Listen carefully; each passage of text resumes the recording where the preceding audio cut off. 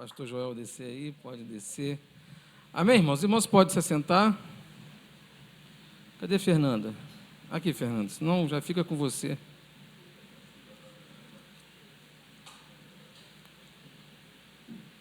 A gente leva para lá, leva para cá. Amém, irmãos? Pode passar o slide aí. Lucas, fique esperto que eu vou falando, você vai passando, hein? Amém? Podemos sentar, irmãos. Agora pela manhã, nós vamos falar sobre um grande reformador e talvez nós olhamos esse nome. Eu estava conversando com o irmão mais cedo sobre a teologia reformada e às vezes nós olhamos o nome João Calvino e muitas pessoas olham esse nome como uma pessoa, desculpe a expressão aqui, mas endemoniada, porque muitas pessoas não conhecem e nem sabem por que pensam isso dele. E hoje nós vamos trazer para a igreja como esse homem contribuiu para o evangelho, para as igrejas. João Calvino, ele nasceu em 1509, na França. E desde cedo ele demonstrou um talento intelectual. Ele era um homem que sempre gostou de estudar, desejava também, ele fez direito, estudado em direito, até por uma influência do pai. E ele, por uma providência divina, assim como os demais pré-reformadores e reformadores, ele se deparou com as ideias da reforma protestante.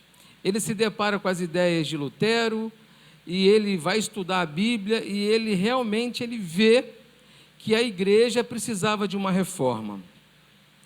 E existe muito detalhe na vida de Calvino que a gente poderia falar aqui, mas eu vou ser muito subjetivo e vou explicar por quê. Calvino, então, ele é um homem usado por Deus para ele colocar o Evangelho, a Bíblia, numa ordem, para que aquelas pessoas que pudessem, que têm acesso à palavra, agora também teriam acesso a uma explicação. Porque a pergunta é, tu entendes o que lê? Tu conhece o que lê? Às vezes a gente pega a Bíblia para ler, a gente não entende a Bíblia. A gente fica às vezes lendo, relendo, o que quer dizer aqui? E Calvino foi um homem intelectual que ele pega e ele escreve as obras das institutas da religião cristã. E o propósito dessas obras foi escrita para orientar os cristãos na fé bíblica.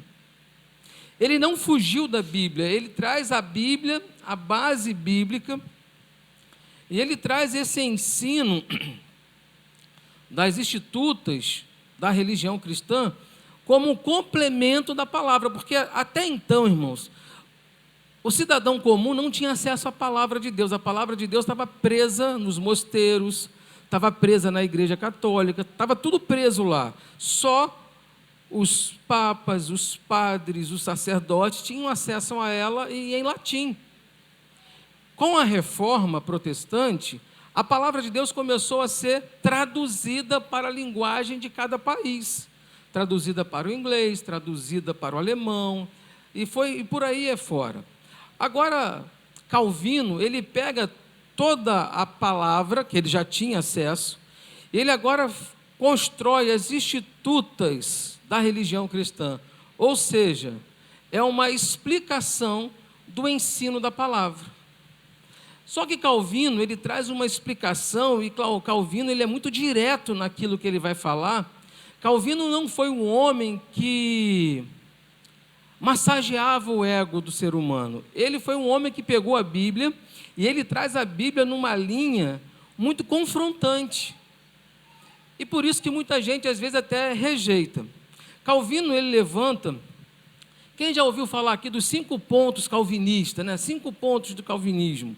Calvino, ele traz 5 pontos que até hoje é discussão no meio das igrejas, no meio de teologia, e ele traz embasamento bíblico para isso. Vai ter gente que vai falar, pastor, eu não concordo com os pontos de Calvino. Está tudo certo, meu irmão. Nós temos que concordar com os pontos de Cristo, da palavra de Deus.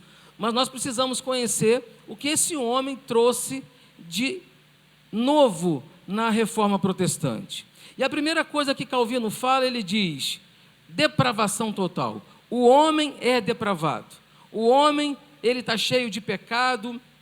O homem, por si só, ele não consegue ser salvo. E ele se baseia no texto de Romanos 3,10, que diz assim: não há justo, nenhum sequer. Então ele fala, não vem com essa história que o homem, ele consegue se redimir por ele mesmo. Não há justo. A Bíblia fala isso, não há justo nenhum sequer, nenhum homem é capaz de se salvar. Então ele diz, todo homem é pecador, todo homem nasceu com a origem pecaminosa. Depois ele diz que a eleição é incondicional. Ele diz, a salvação é graça e não mérito humano. A salvação não é merecimento seu, é misericórdia de Deus. E ele diz, e se baseia isso em Efésios 1,4, nos escolheu nele antes da fundação do mundo. Então ele diz, foi Deus que te escolheu antes da fundação do mundo, não foi você que foi, eu vou porque eu gosto de Jesus. Não, você ama Jesus porque o Espírito te convenceu a amar a Cristo, porque o Espírito te convenceu a entender que você é necessitado, que você é pobre, que você é miserável. Então ele fala, foi Deus que escolheu você.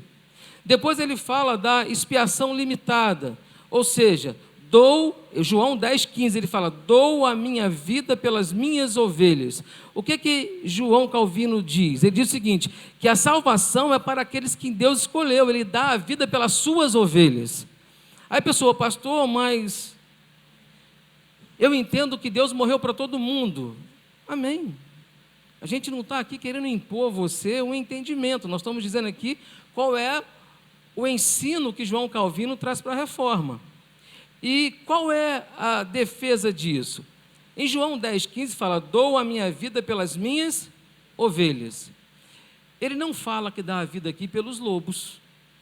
E é nesse sentido que João Calvino entende assim, existe ovelha e existe lobo. Deus não enviou Jesus a morrer pelos lobos, Deus enviou Jesus a morrer pelas ovelhas. O quarto ponto que ele fala é graça irresistível. Ele diz que, em João 6,37, ele fala, todo aquele que o Pai me envia, todo aquele que o Pai me dá, virá a mim. Ou seja, ele está dizendo o seguinte, ninguém consegue resistir à graça de Deus. Quando Deus tem um projeto de alcançar você, a graça de Deus te envolve de tão modo que nós se rendemos a ela. E depois ele fala da perseverança dos santos. Filipenses 1,6 diz assim, aquele que começou a boa obra em vós, a completará. Há uma interpretação bíblica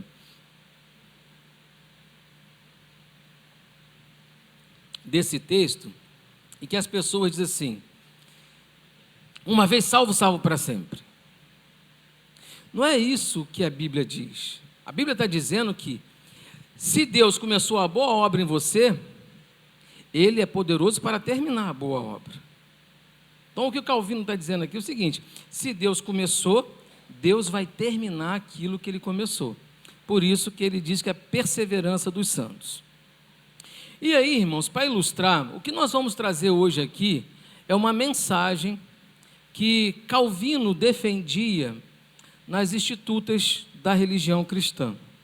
E antes de iniciar essa mensagem, eu queria que nós, juntos aqui, façamos uma reflexão, para a gente poder entender essa mensagem. Eu quero que você passe para pensar no seguinte, você já viu na televisão a Cracolândia? Quem já viu aqui, já conheceu a Cracolândia? Muita gente. Então você sabe que na Cracolândia, as pessoas que estão lá, que viviam lá, elas vivem, né, debaixo de um vício, não é isso? Debaixo de um vício que é a droga. Então eu quero que a gente entenda aqui, fazendo uma tipologia, esse vício que é a droga, nós vamos, daqui para frente, quando eu falar desse vício, você vai lembrar do pecado. E as pessoas que estão lá, elas não conseguem sair de lá porque quer. Não, eu estou vivendo... Irmãos, quem conhece, quem tem parente com problema disso, sabe quanto é difícil uma pessoa se libertar desse vício. E quanto mais a pessoa usa, mais ela deseja, mais ela busca. Só que esse vício vai trazendo outras consequências. A pessoa começa, às vezes, a furtar. As pessoas, às vezes, começam a roubar. As pessoas, às vezes, fazem Tem famílias que entram na casa, não tem nada, porque tem um filho com esse problema que já vendeu tudo que tem para poder viver daquilo, né? Possuir aquilo, consumir aquilo. Então é esse cenário que eu quero que a gente pense. Mas também tem aqueles que vão lá resgatar essas pessoas. Vocês já viram como que é um resgate dessa pessoa? A pessoa sai assim, obrigado por você vir me buscar aqui. Sai assim ou não? Como é que ela sai? Resistindo, eu não quero, e às vezes usa-se a força. Às vezes as pessoas, né, eu já vi casos de a família pedir ajuda, e as pessoas de uma clínica vão lá e amarram aquele jovem, botam no carro, aquele jovem sai batendo dentro do carro, sai brigando, para aquela pessoa ir para uma clínica de reabilitação. E lá na clínica de reabilitação, ela vai começar a ficar consciente do mal que ela estava fazendo para ela mesma, até se tornar liberto totalmente daquele vício. Eu quero dizer para vocês que o Evangelho é exatamente essa força que vai te tirar desse vício. Pastor, mas é meio pesado isso, né? Não, é verdade. A gente vai ver que é verdade. O Evangelho vai ser essa força que vai te resgatar da onde você está vivendo, desse vício que você está vivendo. E não é porque você quer sair de lá. Às vezes no teu subconsciente você pode até querer sair de lá, mas não consegue sair. O vício é mais forte. E é isso que João Calvino fala a respeito do homem. João Calvino fala que a cruz quebra o orgulho humano. E aí, antes de entrar dentro dessa mensagem, o que significa a cruz para você? O que é a cruz para você? Quando falamos da cruz, você lembra do quê? O que você lembra da cruz? Jesus, mas Jesus o quê? Crucificado. Ele morreu por quê? Pelos nossos pecados. Então, quando nós falarmos de cruz aqui, você não lembra da figura cruz como só uma cruz. Lembra que a cruz é símbolo de um sacrifício de Jesus para me resgatar do pecado, para perdoar meus pecados. Então a cruz é exatamente aquela força que Deus faz através de Jesus para resgatar a mim e você. Amém, irmãos? Até aqui, os irmãos estão compreendendo? Porque nós vamos entrar numa linguagem aqui que talvez a gente vai falar assim, pastor, eu não estou entendendo. Então eu quero que os irmãos leiam comigo em 1 Coríntios, capítulo 1, verso 18.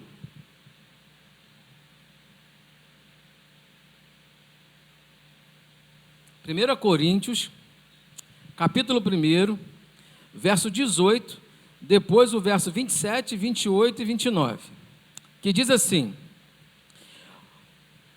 certamente a palavra da cruz é loucura para os que se perdem. Olha o que a Bíblia diz: a palavra da cruz é loucura para os que se perdem, mas para nós que somos salvos, é o quê? Poder de Deus.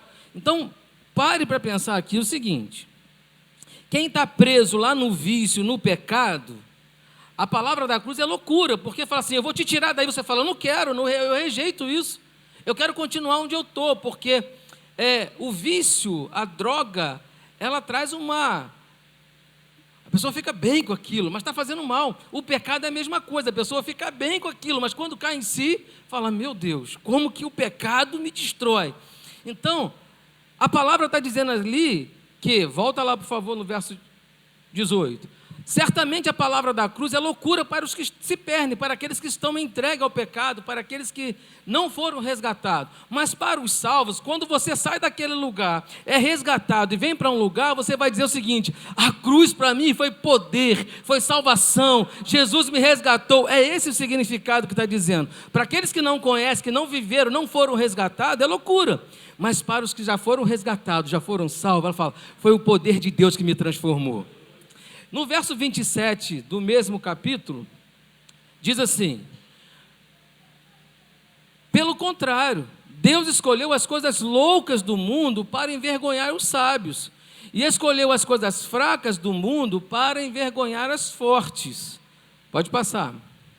E Deus escolheu as coisas humildes do mundo e as desprezadas, aquelas que não são, para reduzir a nada as que são, a fim de que ninguém se glorie na presença de Deus. Em outra tradução, vai dizer para que nenhuma carne se glorie perante Ele.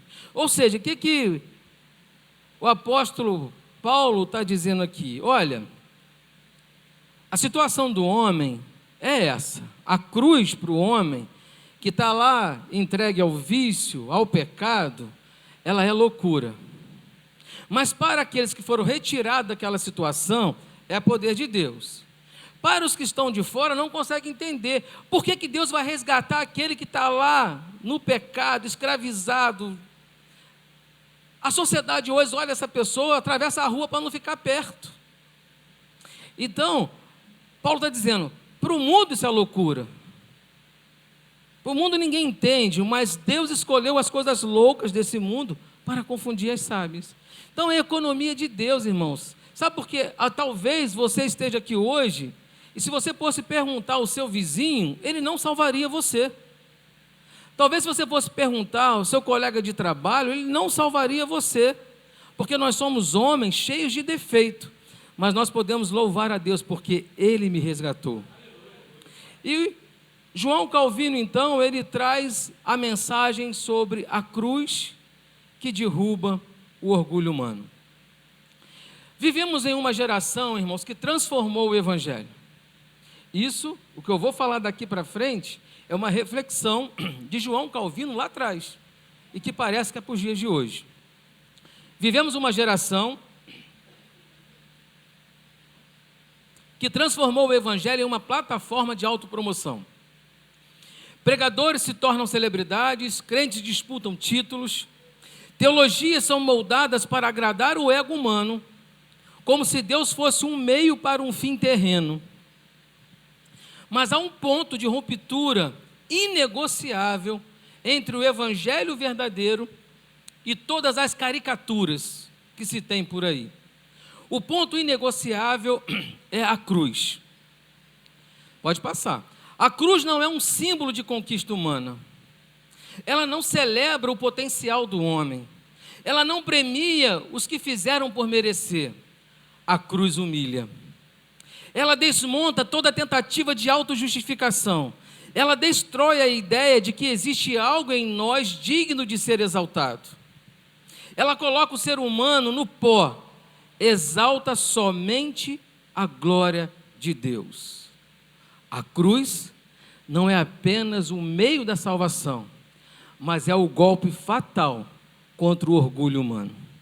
E aí, esse orgulho é o orgulho de querer resistir à ação de Deus na nossa vida. É o orgulho de você dizer assim, eu sou capaz de sair dessa situação sozinho, eu sou capaz de mudar de vida sozinho, eu sou capaz de sair disso aqui. Quem conhece pessoas que têm problema de vício, sabe como é difícil.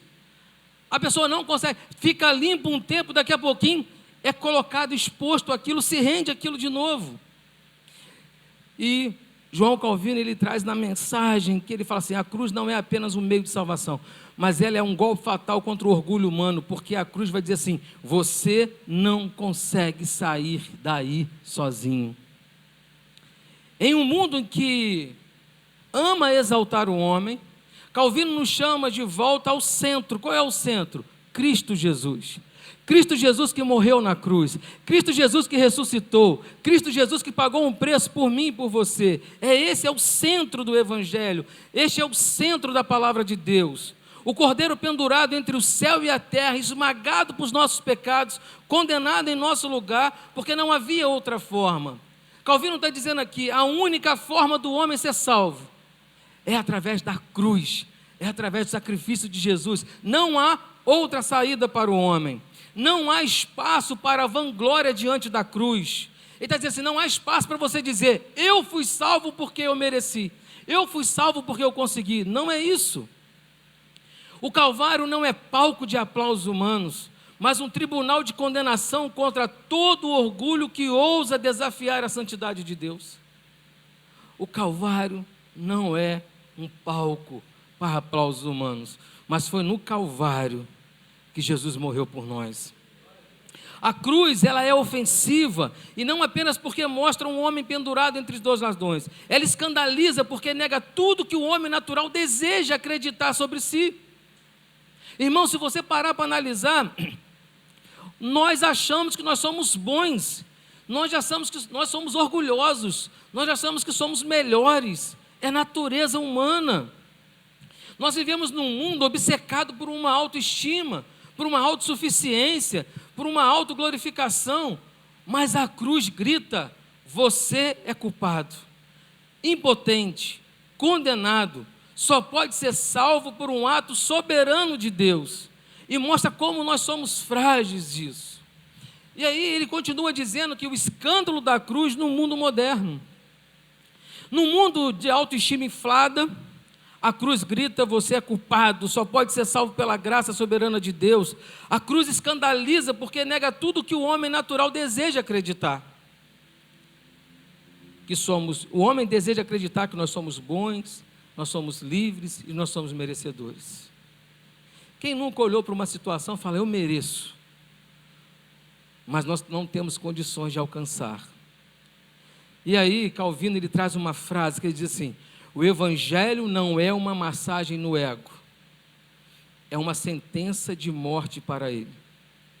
O evangelho é a força que Deus usa para te resgatar daquele lugar de pecado, daquele lugar de podridão, daquele lugar que você não consegue sair. O evangelho não vai ali te massagear o ego. O evangelho não vai ali dizer assim: você é bonzinho. Não, o evangelho vai dizer: sai dessa vida, você não pode ficar aqui, você é pecador, você é miserável, você não merece. E vai te puxar, vai te confrontar. Por isso que o evangelho é uma sentença de morte, mas não é uma sentença de morte do velho homem. O apóstolo Paulo diz: não mais vivo eu, mas Cristo vive em mim. É uma sentença para o velho homem. O apóstolo Paulo ele vai dizer que a cruz é loucura, e é loucura mesmo. Não é uma loucura qualquer, é uma afronta direta à lógica do mundo, que acredita que o homem é bom, livre e merecedor. Nos dias atuais nunca se falou tanto de que o homem é o centro, de que o homem é bom, que tem que se usar do amor com o homem, mas o homem é pecador, o homem é miserável, o homem não consegue viver por si só. A cruz quebra a narrativa. Ela diz que não somos vítimas, somos rebeldes.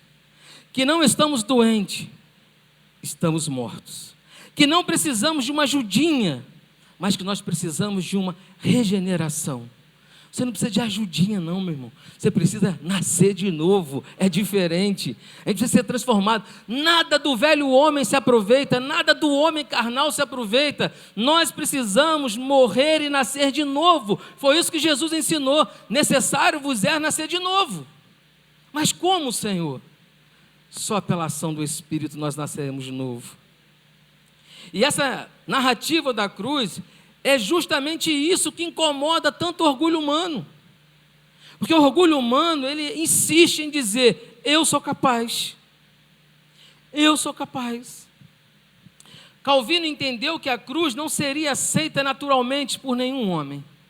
E aí eu volto ao exemplo que eu dei: nenhum homem entregue ao vício, dominado por ele, consegue se levantar numa manhã e dizer: hoje eu vou sair desse lugar e vou me tratar. Nenhum homem.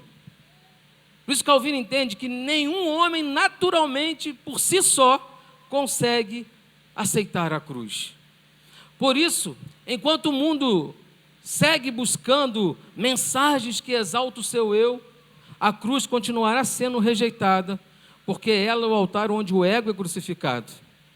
Calvino não enxergava a cruz como um elemento periférico da fé cristã, mas ele olhava para a cruz com uma teologia que gira ao redor de Cristo crucificado.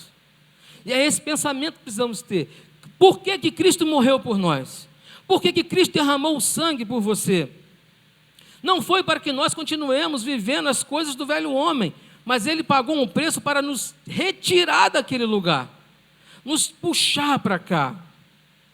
E Calvino vai dizer: não há doutrina, não há salvação, não há vida cristã legítima sem cruz no centro, irmãos. sem o foco for Cristo crucificado, sem o foco ser o homem, não merece a salvação. É esse entendimento que temos.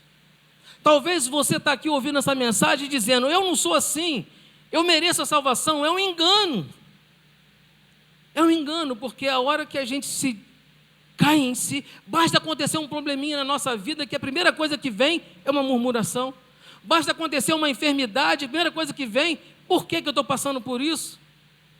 Calvino diz, olha, se a cruz não for o centro, se a cruz não for legítima, não há evangelho.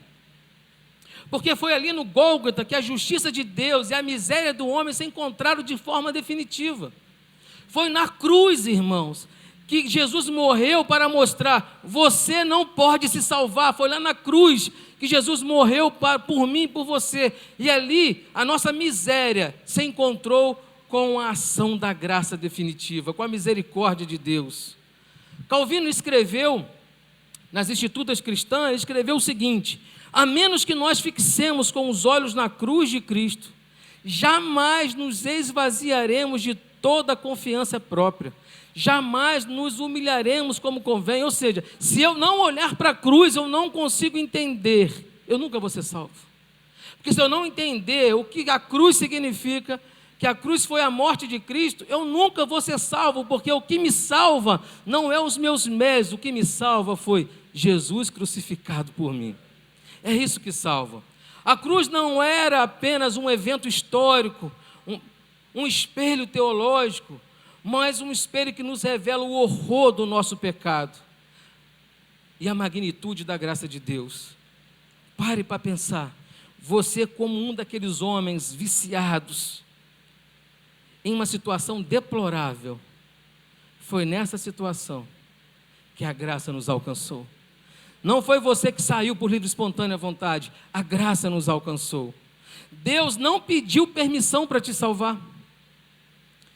Deus não pediu. Quando alguém está lá naquela situação e vai ser resgatado, não é perguntado para ele, Araújo, você quer sair dessa situação de miséria, de drogas, quer sair? Não. Porque sabe qual vai ser a resposta dele? Não, eu estou bem aqui, a hora que eu quiser sair, eu saio.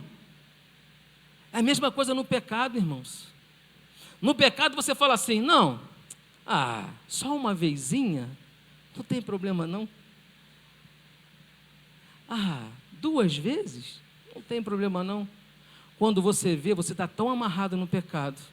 Lembra da dinâmica do some ao máximo? Você está tão amarrado no pecado que você não consegue se libertar. Por isso que Deus não pediu permissão para nos salvar. Ele decidiu nos salvar apesar de nós sermos pecadores. E isso destrói, irmãos, o orgulho humano e elimina qualquer vestígio de mérito pessoal. Não fui eu que saí daquela vida depravada, foi Deus que me resgatou dela pela sua misericórdia, pelo seu amor. É a mesma coisa com você.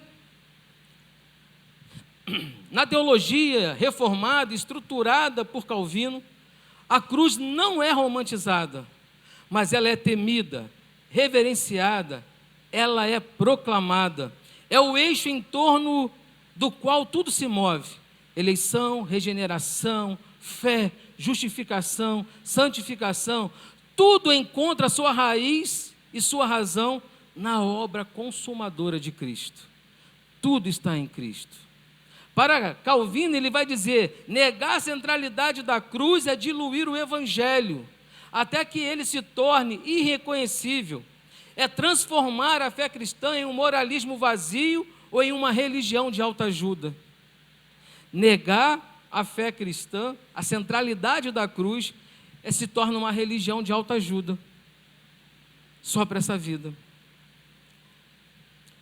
Onde a cruz é proclamada com fidelidade, o orgulho humano é esmagado e a graça é exaltada como deve ser.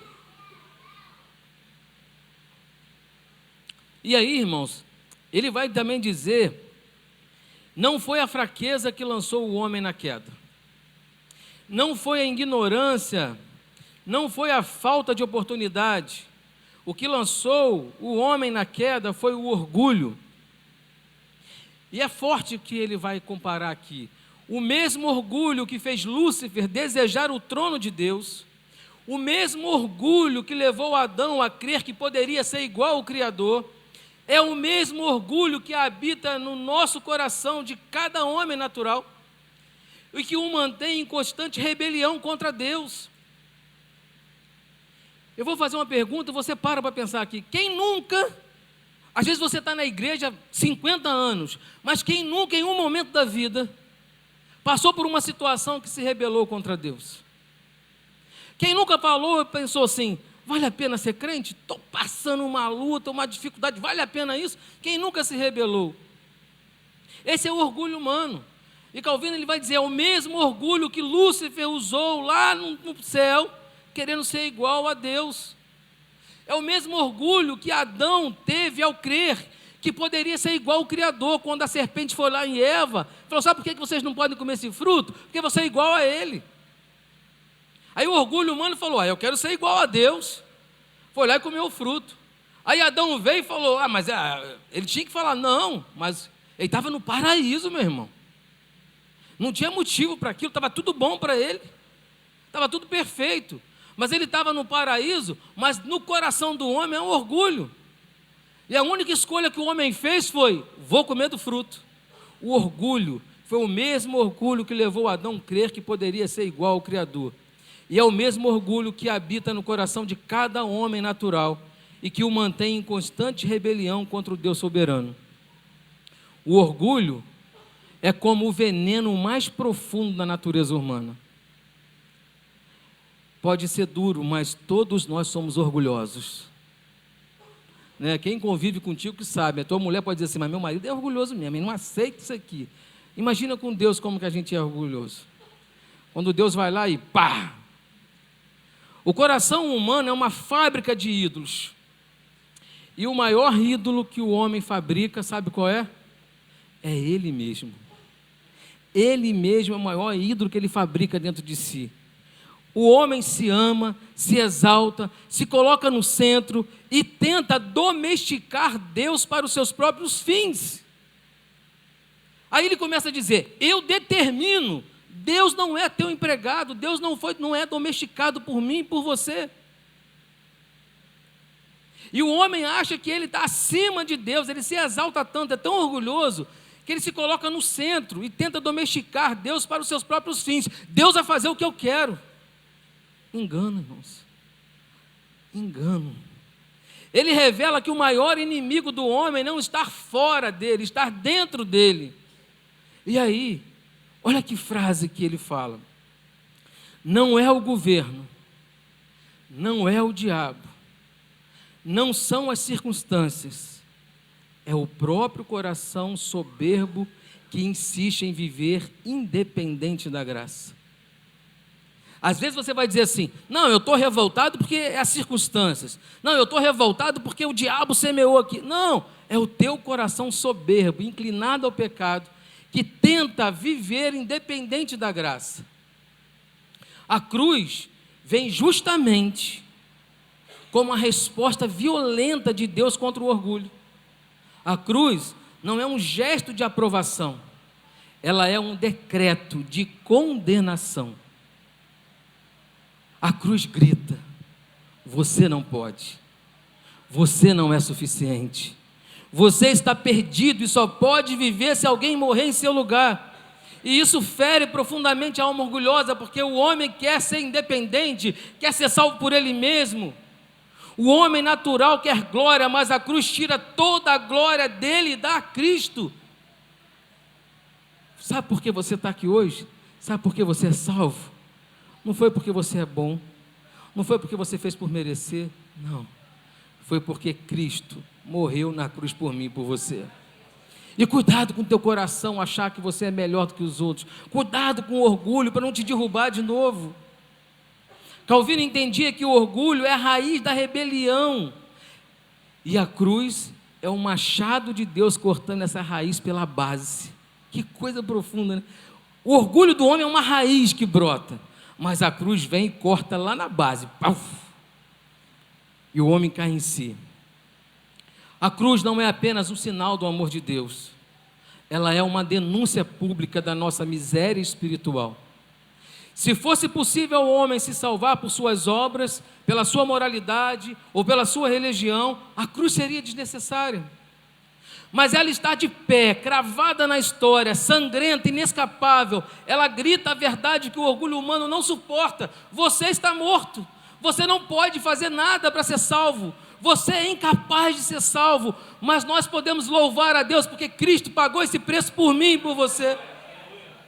É isso que a cruz diz. Jesus não morreu apenas para inspirar, para se tornar uma história, mas Jesus morreu para pagar um preço real por pecadores real. Jesus pagou um preço real por pecadores reais. Nós somos pecadores reais. Cristo é real. Ele morreu na cruz por mim e por você. É isso que ele traz o ensino. O homem sem Deus não está apenas doente, ele está morto. E aí Calvino diz: a cruz não foi um gesto simbólico, foi uma execução substitutiva. Sabe o que ele está a dizer? A morte vicária de Cristo na cruz.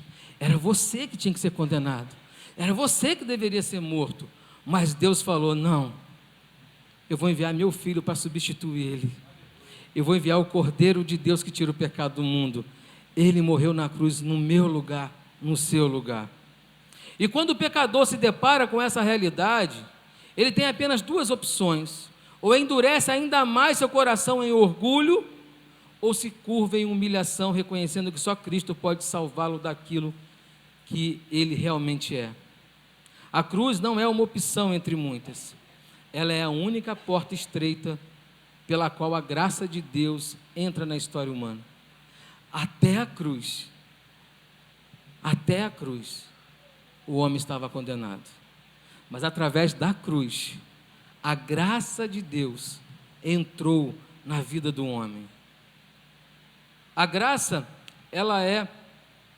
faltou aqui. Não, pode passar. A graça, ela é escandalosa. A graça é escandalosa porque ela diz: você não pode fazer nada, Deus fez tudo. E ela grita isso: você não pode fazer nada, Deus fez tudo. Isso quer dizer o quê? Que nós somos salvos pela misericórdia de Deus, pela graça de Deus. Mas essa graça, irmãos, ela foi comprada, ela foi selada com sangue, ela foi esculpida na carne do Cordeiro de Deus e pendurada no madeiro. E hoje nós vamos celebrar a ceia do Senhor, exatamente celebrar que Jesus morreu no meu lugar. Eu não merecia. A graça não é barata nem aleatória, ela está amarrada à cruz de Cristo. Toda a graça que realmente salva brota do Calvário. E toda tentativa de receber os benefícios do Evangelho sem passar pela cruz é rejeição disfarçada de piedade. Sem cruz, o homem inventa a sua própria justiça. Ele cria doutrinas que colocam como protagonista da história, constrói escadas para o céu feitas de boas obras, confia em emoções, decisões e méritos humanos. A verdadeira graça quebra o homem para depois levantá-lo. Pode parecer loucura, mas a graça vai destruir você para depois levantar você. Ela mata você para você nascer de novo.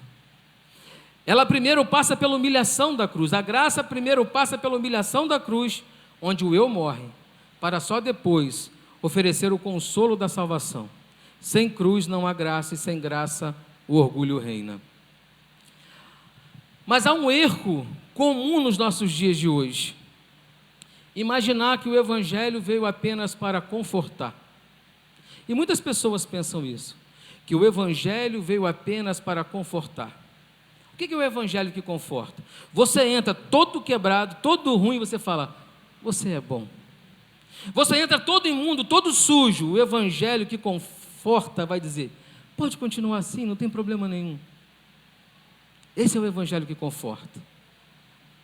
Então, imaginar que o Evangelho veio apenas para confortar, como a sua principal função fosse aliviar traumas, melhorar autoestimas e trazer paz emocional, isso é uma meia-verdade.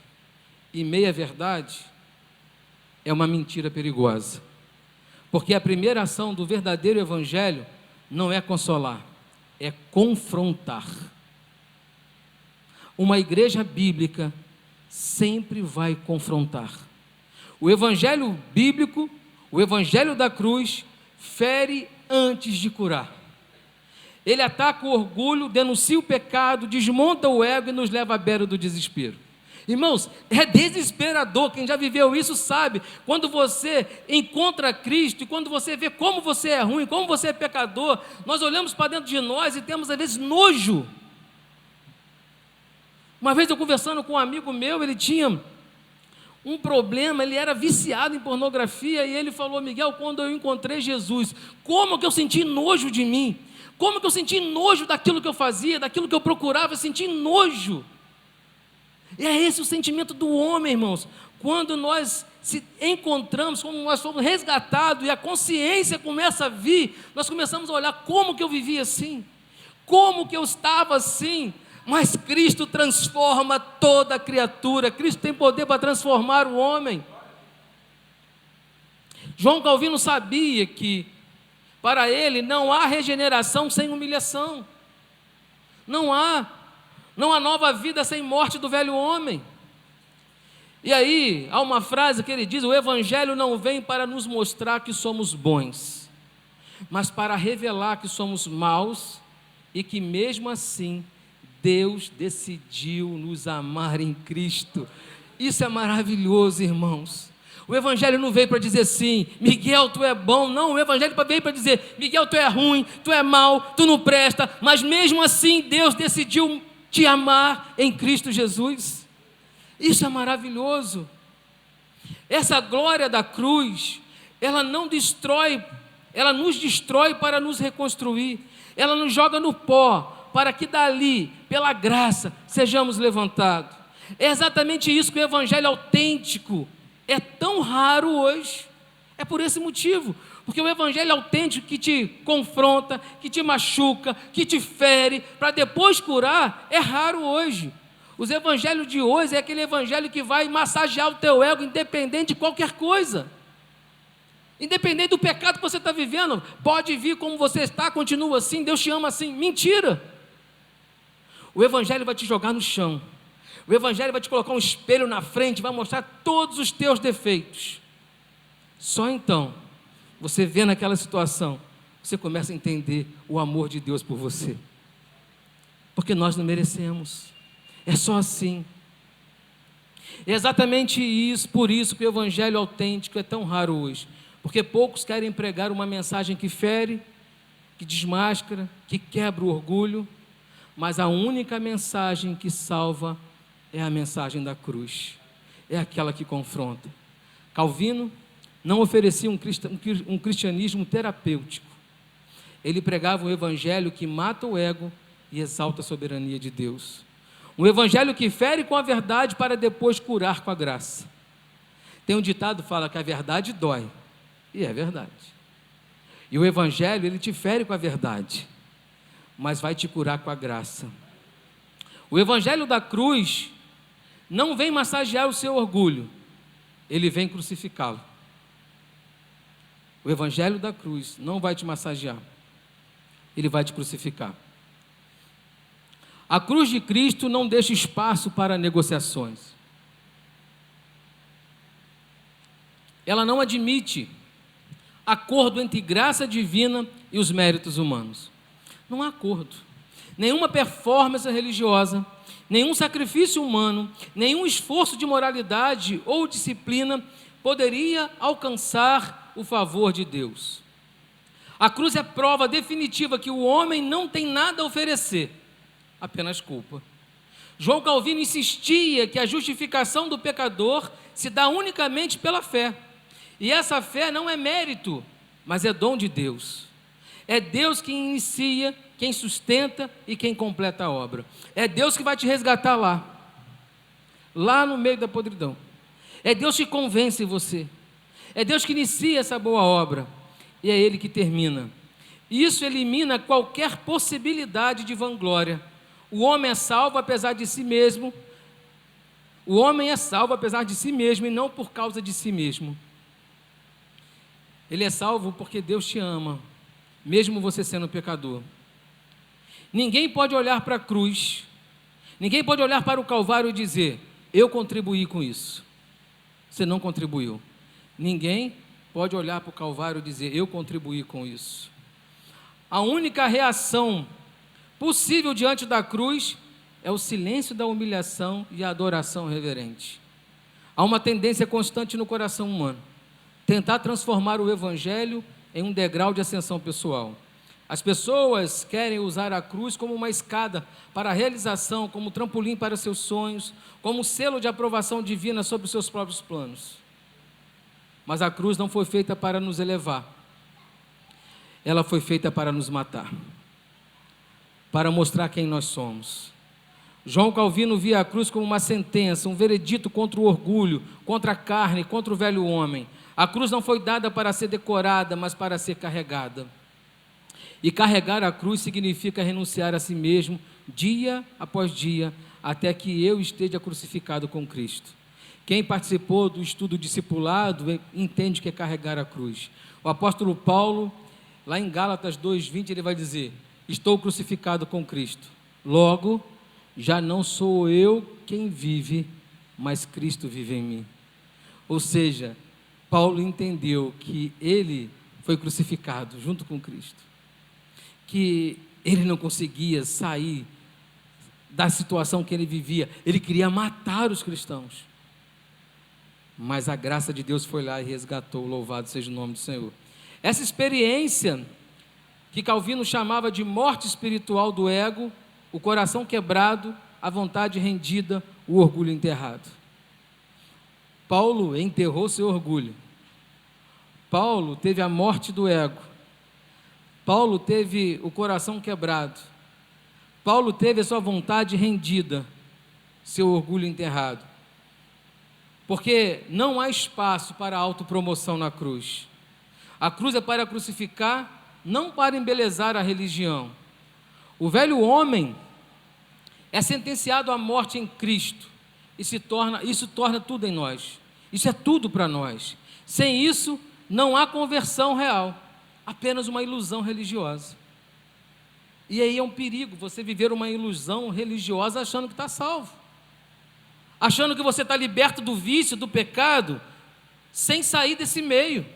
Você vai cair de novo. Você não vai conseguir, na verdade não vai cair de novo, você não vai conseguir sair. Você pensa que você sai a hora que quer. Calvino entendia que a verdadeira fé começa quando o velho homem é sentenciado à morte e Cristo torna tudo isso em nós. Sem isso não há conversão real, apenas ilusão religiosa. Na cruz o orgulho é desmascarado, o homem é confrontado com a sua pequenez diante de um santo Deus justo. Calvino via que o homem não aprende humildade por si só, nem por experiências superficiais, mas pela dura lição do Calvário, onde o orgulho é crucificado junto com Cristo. A cruz ensina que não há mérito próprio, não há justiça própria, não há lugar para o eu exaltar, só há espaço para o reconhecimento da absoluta dependência da graça. Calvino escreveu que a cruz é o lugar onde a alma despida de todas as suas vaidades e confia exclusivamente na misericórdia divina. É um confronto diário com a cruz. Na meditação constante sobre o sofrimento e sacrifício de Cristo, que o crente aprende a humildade verdadeira, aquela que não se envergonha de ser fraca, dependente e pecadora. A única forma de nós entendermos que nós somos isso é uma meditação diária no sacrifício de Jesus por mim. Senão, irmãos, o meu orgulho volta a renascer. A cruz não é um ponto final, mas é um processo contínuo de humilhação e graça, onde o orgulho é quebrado para dar lugar a uma adoração sincera e transformadora. A figura de Cristo crucificado representa o golpe mais poderoso e direto contra o orgulho humano. Não há como minimizar o impacto de ver o Filho de Deus pendurado numa cruz, sofrendo a punição que nós merecíamos. Essa imagem confronta todo o orgulho humano, porque o orgulho humano deseja poder, glória, domínio e controle, mas quando nós se deparamos com Cristo na cruz, nós somos humilhados, porque nós não conseguimos nos salvar. Ela mostra um rei humilhado, um Deus despojado, um Salvador rejeitado. tudo para pagar uma dívida que jamais poderíamos saldar. Nós não conseguiríamos pagar a dívida da nossa salvação. João Calvino afirma que essa demonstração de amor e justiça na cruz não é apenas uma mensagem para o coração, mas é um ataque frontal à nossa justificação. O escândalo da cruz está exatamente aí, em Cristo, sendo condenado para que o pecador seja absolvido. É uma morte substitutiva. A morte de Jesus substituiu você, substituiu a mim. Nenhuma outra doutrina na história foi tão ofensiva para o orgulho humano quanto a cruz de Cristo. E aí eu quero que nós botamos o óculos daquela época. Calvino está escrevendo isso numa época em que a igreja dominava, em que a rejeição, você estava no lugar, e agora Calvino vai dizer que a Bíblia ela é ofensiva, que a cruz é ofensiva ao ego humano.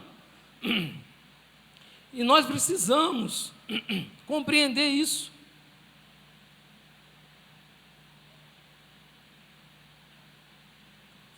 É na cruz essa verdade se torna palpável, irresistível.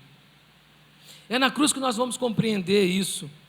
No madeiro vemos a justiça, a misericórdia, a santidade e o amor divino entrelaçados em um único ato: Jesus Cristo crucificado. A cruz não humilhou Deus.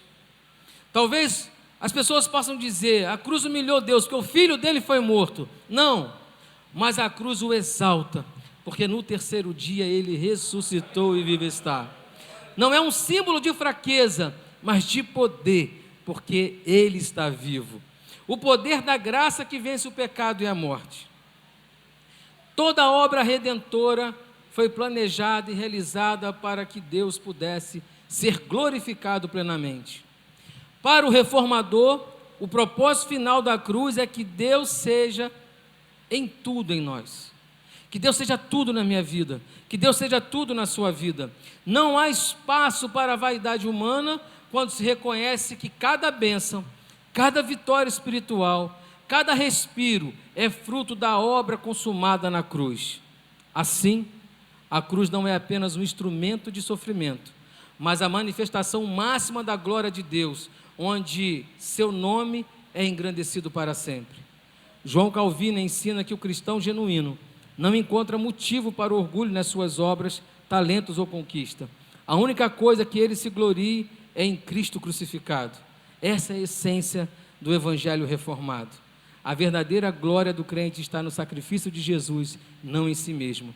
Enquanto o mundo busca autopromoção, reconhecimento, o discípulo de Cristo é chamado a se lembrar diariamente que tudo que ele tem vem da graça e a misericórdia de Deus revelada na cruz. O verdadeiro louvor e confiança do cristão devem repousar não na criatura, mas unicamente no Criador. Ele está dizendo que a gente não deve confiar e pousar a nossa confiança em homem, mas naquele que criou todas as coisas. Gloriar-se na cruz é uma postura que humilha o eu e exalta a Deus, em que também promove a verdadeira transformação. João Calvino nos lembra que quem realmente penetra nesse mistério não pode continuar vivendo na soberba, pois a cruz expõe a nossa incapacidade e a absoluta necessidade da graça divina. Abandonar a soberba não é simplesmente uma decisão moral, é um resultado inevitável de reconhecer o preço pago por nossos pecados. E aí eu volto ao exemplo. Você, antes da cruz, você estava preso no pecado, escravizado pelo pecado, morto pelo pecado. Mas o Evangelho, a cruz nos resgatou, nos ensinou a salvação, nos ensinou como que Deus faz. O departamento de louvor pode vir. E não há, irmãos, salvação fora da cruz. Não há vida verdadeira sem a morte do eu orgulhoso. A cruz quebra o orgulho humano. E aí há uma reflexão para nós. A cruz de Cristo é a verdade que derruba todo orgulho humano e levanta o pecador na graça. Não há salvação fora da cruz. Não há vida verdadeira sem a morte do eu orgulhoso. A cruz quebra o orgulho humano para que a glória de Deus se manifeste em nós. E aí o encerramento é: se você ainda vive buscando a sua própria glória, pare. Se renda ao Calvário. Deixe que a cruz te humilhe para que você possa ser verdadeiramente livre. Esse era a mensagem que João Calvino trazia, e é o ensinamento que ele deixou nas institutas das religiões cristãs, e é o ensinamento que uma igreja bíblica deve seguir. Sem a cruz, sem Jesus, não há salvação, não há remissão de pecado.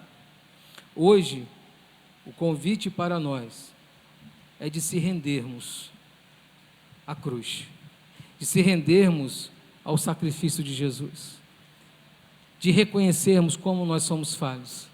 Nós vamos participar da mesa do Senhor, da ceia do Senhor. E quando você vier buscar os elementos aqui, que você coloque a sua vida diante de Deus como: Senhor, eu sou pecador, eu preciso reconhecer Cristo na minha vida como Salvador. Meu coração é orgulhoso, meu coração é inclinado ao pecado. Qualquer momento a gente está inclinado ao pecado. Mas que nessa manhã nós possamos pedir: Senhor, que a Tua cruz me humilhe, me transforme, me resgata, Senhor. Aleluia. Me resgata. Vamos louvar o Senhor. A igreja vai estar de pé. Graças a Deus.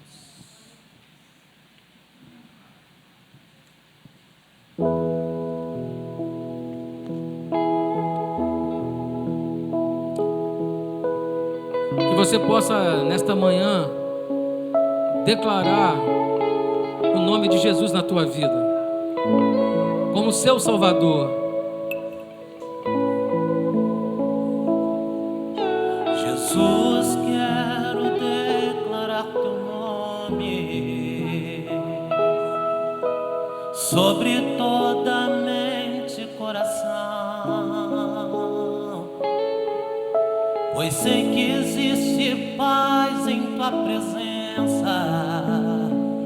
Clamo Jesus. Aleluia. Santo és o teu nome, Senhor. Jesus, quero declarar teu nome, Quebrando os vícios dessa geração. quebrando os vícios dessa geração. Declaro que há esperança e liberdade. Clamo Jesus. Aleluia. Toda a igreja vai louvar o Senhor. Teu nome é cura, é poderoso. Teu nome é vida.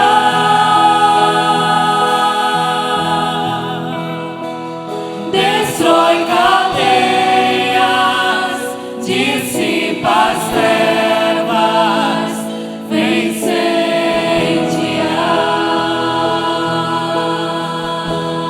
Aleluia. Jesus, quero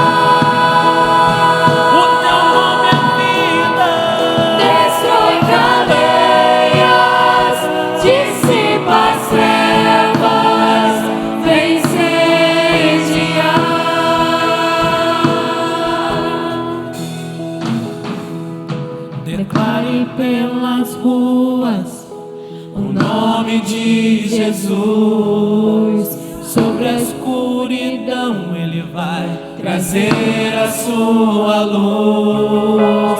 Sobre sua família, clame o santo nome Jesus. Declare pelas ruas o nome de Jesus. Sobre a escuridão Ele vai trazer a sua luz. Sobre sua família, clame o santo nome